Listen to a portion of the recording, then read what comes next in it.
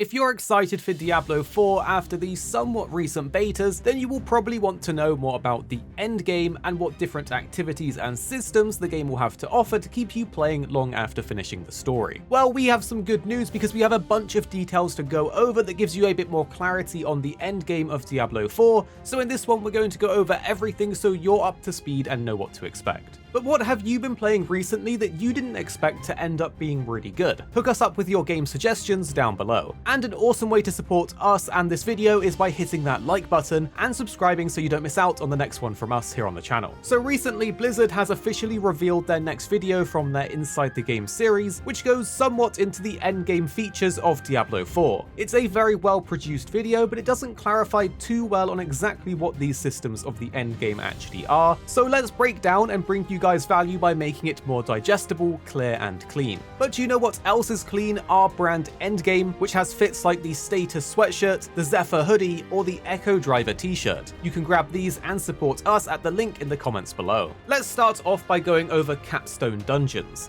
After you beat the game, you will gain access to special capstone dungeons that essentially are difficult dungeons that if you complete them, it will allow you to unlock the next world tier for you to progress into the end game even more. Unlocking this will essentially give you a harder version of the world to play, but it will add new things into the game depending on which world tier you unlock.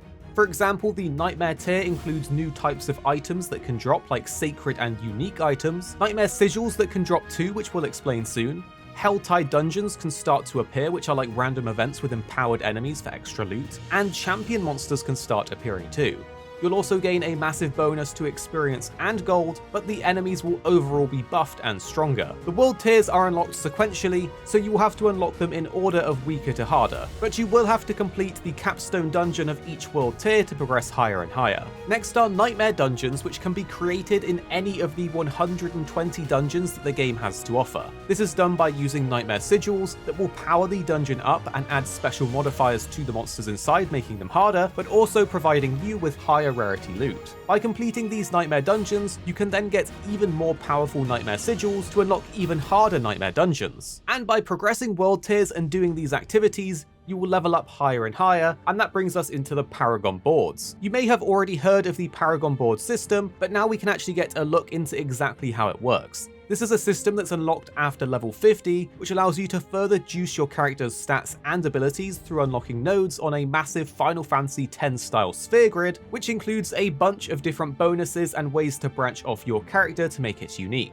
It looks like there are different rarities of nodes, such as normal nodes that offer stat bonuses, magic nodes that give resistances, rare nodes that give boosts to power but require certain stats to activate them, but also legendary nodes that grants perks and buffs to your abilities or character, such as the Barbarian node Warbringer that gives you 30% more damage when you have above 50% Fury, or this Rogue legendary node that gives you 5% increased damage for every nearby CC'd enemy up to 25% on cheap shot. So having a bunch of these different bonuses for your important skills or the way that your character plays will definitely make a big difference in how powerful your character is. But there are also glyphs that you can find throughout Sanctuary which can be socketed into the Paragon board, and these come in different sizes and can be leveled up by completing certain dungeons. They give bonuses that change depending on the amount of activated tiles around them, so it's another system on the Paragon board to be aware of. It looks like they want us to explore each Paragon board before we actually invest points into it, and this is because at the edge of each board are different gates, and when you go through a gate you will unlock a new Paragon board, which you can then turn to change the entry point into that board. So by reading the nodes, you essentially can go into a board on the nearest corner of the nodes that you want, and then leave through a different corner to go into the next Paragon board. It looks like we can also refund nodes to backtrack on the board if you make a mistake, but in the preview the cost of doing this is a ton of gold. So unless gold is super easy to get at endgame, this might not be the easiest thing to do. There was also a brief highlight on the Codex of Power, but if you played the betas then you'll already know how this works. You basically complete dungeons to get aspects that you can then imprint onto any gear piece to make it legendary and gain the perk of your choice depending on the aspect that you unlocked and picked. They also went into some of the overworld experiences. Within the world at higher endgame world tiers, we'll be able to experience helltides that we briefly mentioned before. These are super dangerous areas with empowered monsters in the open world, and the monsters' levels can actually exceed our own player's level.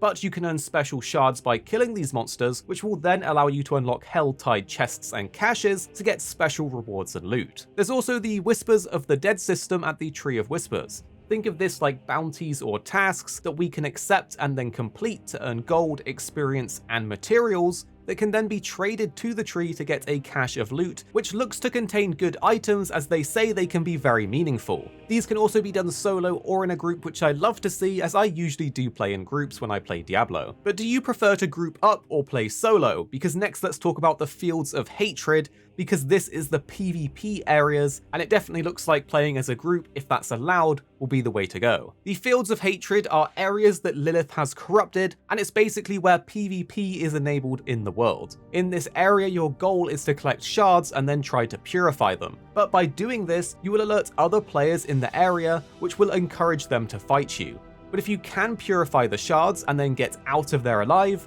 you can sell them for what they say is interesting and cosmetic rewards, through a curiosity-style vendor. They say this is a place for people who really enjoy PvP, but also want to get loot to power up their character. So I do wonder if there's powerful, exclusive PvP drops in this area or not. We'll have to wait and see. They also say the game's launch is just the beginning, and they will be expanding and updating it as time goes on. We do know that seasons are likely to return later down the line, so if you enjoyed the 29 seasons in Diablo 3, then you're in for a treat. If you do love Diablo 3 though, these seasons will continue for 30 and onwards, but they will be mixing and matching cosmetics from older seasons and not adding in anything new from them. But the seasons in Diablo 4 are meant to be much more robust than Diablo 3's were, and will include things like the Battle Pass, which is meant to not include buying power. There's also been a new Diablo 4 lore codex, the Book of Loreth, which was teased on its Amazon listing, revealing a couple of pages, including this new monster called the Maggot Queen Ichor. It's found in marshes and swamps, but the ichor that you can get from it can be used to make powerful potions. So this might be a cool boss to battle or farm to get some great potions within the game, but again we'll have to wait and see. There's another page on demonic relics, including the Brain of Mephisto, the Eye of Baal, and the Horn of Diablo itself. So if you love your story for the Diablo series, then this lore book is looking pretty cool.